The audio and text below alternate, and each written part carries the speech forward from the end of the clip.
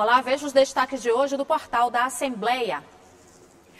Justiça Eleitoral garante a pessoas com necessidades especiais o direito de exercerem a cidadania, disponibilizando equipamentos e locais adaptados no dia das eleições. Conheça a lei que homenageia os frentistas, profissionais que realizam várias funções nos postos de combustíveis. Polícia Federal aponta crescimento de mais de 200% em aquisições de armas de fogo nos últimos 3 anos no Maranhão. E uma exposição na Casa de Miozinho mostra a cultura e costumes da população da Baixada Maranhense.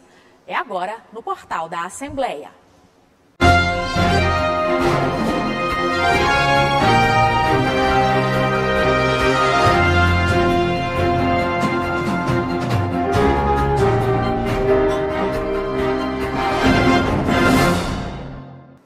Terminou agora há pouco a sessão solene que concedeu ao advogado Gilson Ramalho o título de cidadão maranhense. Uma solenidade prestigiada por várias autoridades no plenário da Assembleia Legislativa.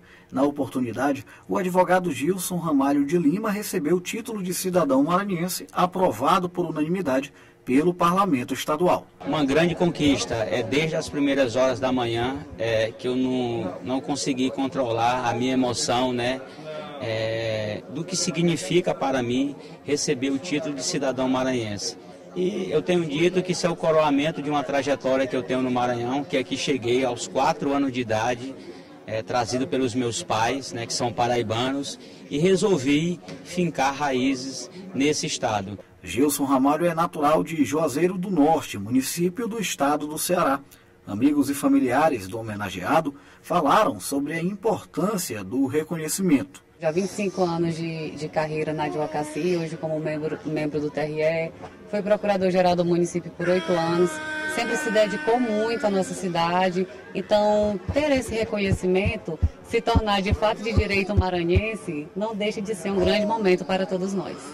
Eu só tenho que ficar alegre, pois sei que ele é um homem um probo, decente, excelente advogado, e é uma grande conquista para ele ser reconhecido como maranhense pela Assembleia Legislativa. Convidados também falaram sobre a atuação e serviços prestados do homenageado em favor da região tocantina. No momento em que uma pessoa exerce sua profissão imperatriz com muito brilho e é reconhecida, está reconhecendo também, de certo modo, a região, a advocacia exercida em Imperatriz e a partir de Imperatriz, portanto, muito justa a homenagem. A Justiça Eleitoral vai disponibilizar aos eleitores com algum tipo de limitação dispositivos que garantam o exercício da cidadania através do voto. Além das urnas eletrônicas em braille, o eleitor também pode solicitar a mudança do local de votação que facilite a acessibilidade, preservando o direito à inclusão durante as eleições.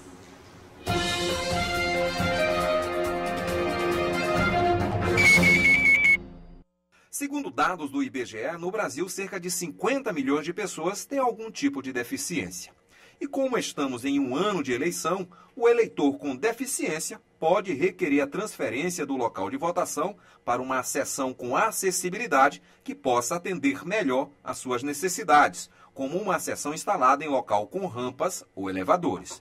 O juiz e presidente da Comissão de Acessibilidade do TRE Maranhão lembra que a cidadania efetiva deve alcançar a todos e explica como o eleitor deve proceder. As pessoas com necessidades especiais, elas devem procurar os cartórios eleitorais e até o dia 18 de agosto pedir o seu remanejamento para sessões e que tenha o acesso a essas pessoas, inclusive a urna eletrônica. A Justiça Eleitoral já disponibiliza, por exemplo, todas as urnas eletrônicas em braille, possibilitando a votação das pessoas com deficiência visual, parcial ou total. Os tribunais eleitorais disponibilizam também fones de ouvido nas sessões com acessibilidade e naquelas onde houver solicitação específica para que o eleitor receba sinais sonoros com indicação do número escolhido e retorno do áudio do nome do candidato em voz sintetizada. A presidente da Comissão de Defesa dos Direitos da Pessoa com Deficiência da OAB Maranhão destaca estas possibilidades para os eleitores com deficiência. Em termos de adaptações que são feitas pelas diretrizes do TSE, nós temos, para pessoas com deficiência visual, as urnas que são adaptadas com o teclado em braille. E nós também temos sintetizadores de voz para as pessoas com deficiência visual que preferirem, que não foram alfabetizadas em braille, né? Pensar em mecanismos de acessibilidade e inclusão é garantir o direito a todos os brasileiros de exercerem a cidadania por meio do voto, como observa o juiz. É importante que se tenha em mente que o que motiva essa iniciativa do Poder Judiciário não seria nem a questão quantitativa, e sim a questão qualitativa. Nós temos que garantir a todos aqueles eleitores, sejam eles portadores ou não de necessidades especiais, o acesso amplo e restrito ao local de votação. A solicitação junto aos cartórios eleitorais deverá ser feita de forma presencial. Se no momento da votação o eleitor não tiver feito nenhum requerimento, ele deverá informar ao mesário suas limitações, a fim de que se providencie soluções adequadas. Lembrando que, além de pessoas com deficiência, o atendimento prioritário poderá ser solicitado por quem tiver mobilidade reduzida, idade igual ou superior a 60 anos, gestantes, lactantes e pessoas com crianças de colo. A intenção da Justiça Eleitoral é garantir a todos os brasileiros a plena cidadania por meio do voto.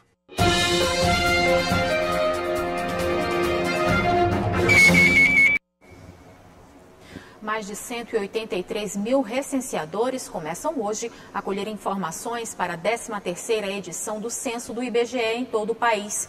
O resultado do levantamento revela as tendências e os parâmetros sobre nascimentos, mortes e migração, indispensáveis para a elaboração de projeções, estimativas populacionais e políticas públicas específicas. O censo é também a única fonte de referência nacional para o conhecimento das condições de vida da população em todos os municípios. Qualquer dúvida sobre a identificação do recenseador ou preenchimento do questionário pode ser esclarecida pelo telefone 0800 721 8181 ou pelo site Respondendo ao IBGE. O último domingo, dia 31 de julho, foi data escolhida por uma lei estadual para homenagear os frentistas, profissionais que exercem várias funções nos postos de combustíveis. Para trabalhar como frentista, é necessário cuidado e atenção com o uso de equipamentos de proteção individual, além de certificados em cursos específicos de qualificação. E as mulheres têm cada vez mais ocupado cargos antes dominados exclusivamente por homens. A profissão de frentista já existe desde 1912. Ela foi regulamentada no ano 2000 e em 2020 foi sancionada a lei estadual que determina dia 31 de julho como o dia do profissional que não só abastece os veículos, mas realiza várias funções no atendimento aos clientes dos postos de combustível. A importância do frentista, além de abastecer, é verificar o nível de óleo, completar a água do limpador. E se tiver alguma coisa diferente, é comunicar o cliente. Carlos Magno é frentista há 19 anos e já viveu algumas situações inusitadas na profissão. Às vezes do cliente um pouco distraído, né? A gente fala que passa o cartão, então recebe o pagamento do combustível, né? E o cliente pensa que nós já tiramos a mangueira lá do tanque e acaba dele levando muitas vezes a mangueira com tudo, e a gente às vezes tem que correr ou bater no carro, não acabou ainda não, aí às vezes acontece muito isso, mas às vezes isso, né?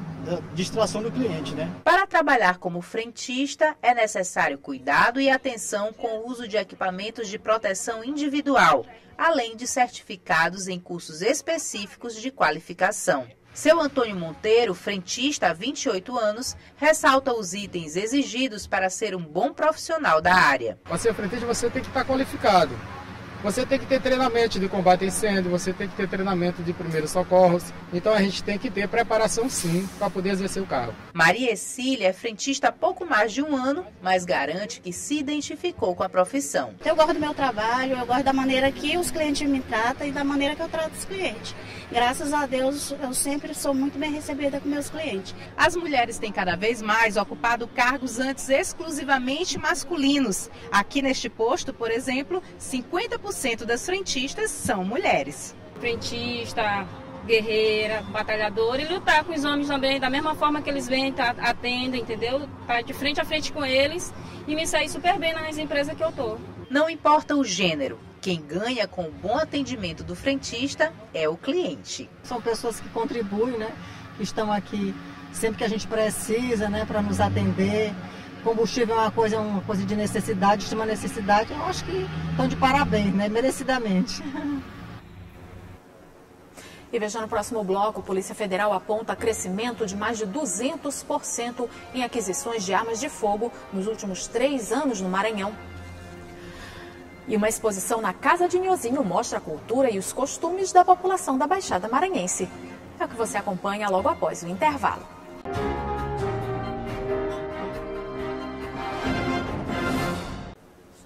Nos últimos 3 anos, o número de aquisições de arma de fogo no Maranhão cresceu mais de 200%, de acordo com o levantamento feito pela Polícia Federal.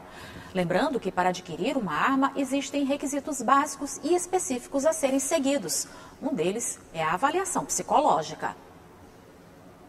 Mais de 9.000 novos armamentos foram comprados no estado do Maranhão somente entre janeiro e novembro do ano passado. Houve quase 190 mil registros, maior montante dos últimos 13 anos. Uma parte significativa dos equipamentos é adquirida sob a justificativa de aumentar a segurança pessoal, além da facilidade de requisitos para adquirir armas de fogo. A aquisição do aumento de armamentos no estado do Maranhão e no Brasil, ele se deve, obviamente, a uma adoção de uma política governamental, onde os marcos legislativos, para a aquisição dessas armas, eles foram efetivamente facilitados. Requisitos legais foram facilitados, se comparados com alguns anos atrás. Isso permitiu com que o maior número de pessoas postulasse a aquisição de armas de fogo. São mais de 150 mil novos armamentos autorizados por ano. Esse número significa um aumento de mais de 220% em relação ao triênio anterior. Em 2020, foram 315 pedidos para aquisição de armas de fogo. Em 2021, 137. E em 2022, até junho, 57. Em contrapartida, houve aumento de aquisição de armamentos de acordo com a Polícia Federal. Foram em 2020, 3.239. Em 2021, 4.409. E em 2022, até então, 2.124. Ou seja, em menos de 3 anos, 9.772 armas de fogo foram adquiridas pela população maranhense. Nos últimos anos, nós temos levantamento dos dados históricos, houve um incremento muito interessante, bastante significativo, na aquisição de novas armas de fogo. Por exemplo, se a gente pegar o ano de 2014, nós tivemos um incremento em todo o estado do Maranhão na ordem de 45 novas armas de fogo. No ano de 2020, nós já tivemos um incremento que ultrapassa 2.000 novas armas de fogo no estado do Maranhão. Para a aquisição de arma de fogo, existem requisitos básicos e específicos a serem seguidos. Um deles é a avaliação psicológica do cidadão, realizada por profissional credenciada. Esta avaliação é feita por um psicólogo, devidamente registado no CRP, e que tenha capacidade e habilidade de fazer esta avaliação. Nem todas as pessoas podem ter arma, por várias razões, mas para ter arma o psicólogo tem que atestar, após a aplicação de vários instrumentos que estão regulamentados pelo Conselho Federal, que nós podemos alegar que a pessoa tem ou não condições para ter um porte de arma. Todo o passo a passo do procedimento para a aquisição de uma arma de fogo, ele hoje está disponível na plataforma única do governo, plataforma gov.br, que simplificou e colocou numa única plataforma todos os serviços prestados ao cidadão pelo governo federal, incluindo também os serviços que são prestados pela Polícia Federal. Lá existem todos os passo a passo relativos à aquisição de armas de fogo, transferências de armas de fogo, renovação de registro de arma de fogo. Começou hoje o período de inscrições para o segundo semestre do programa Universidade para Todos.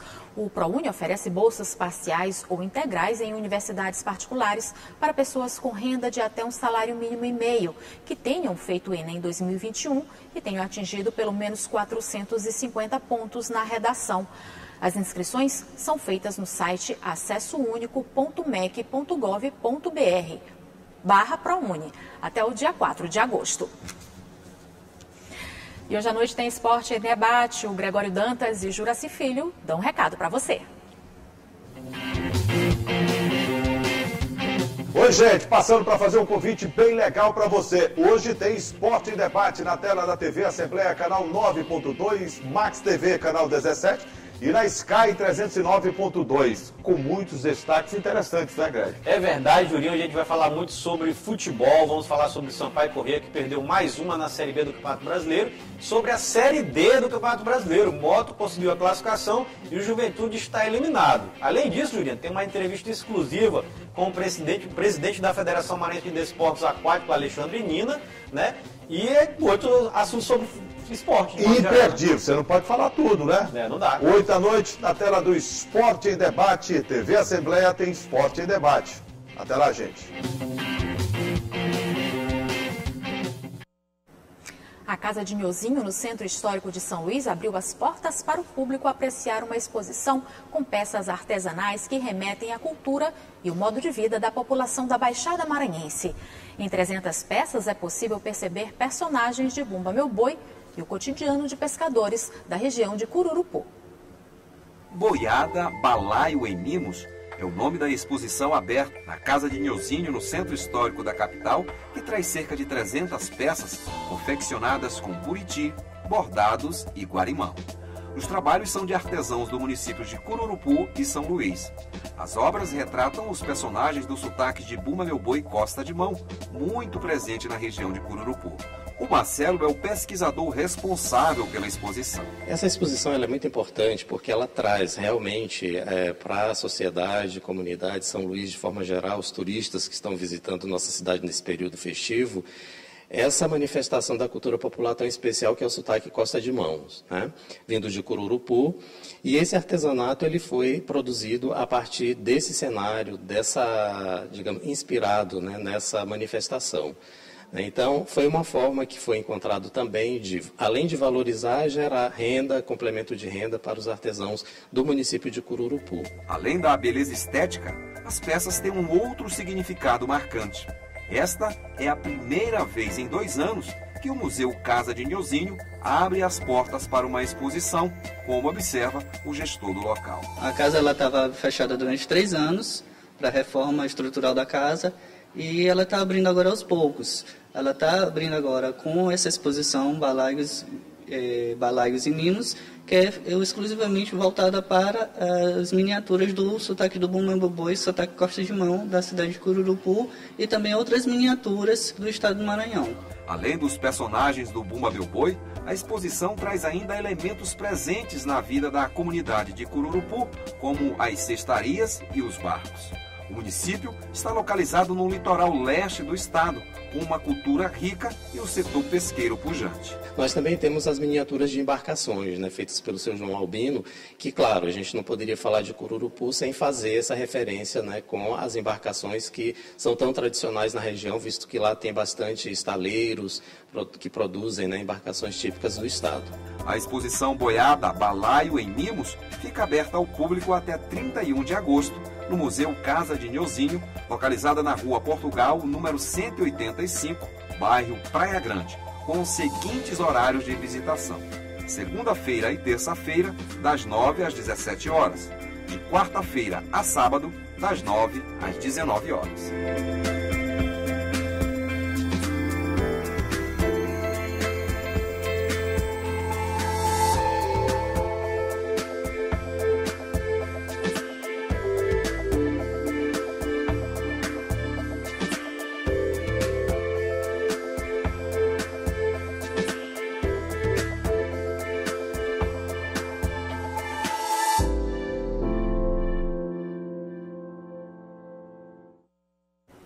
E o portal fica por aqui. Para rever as reportagens de hoje, acesse o site al.ma.leg.br/tv.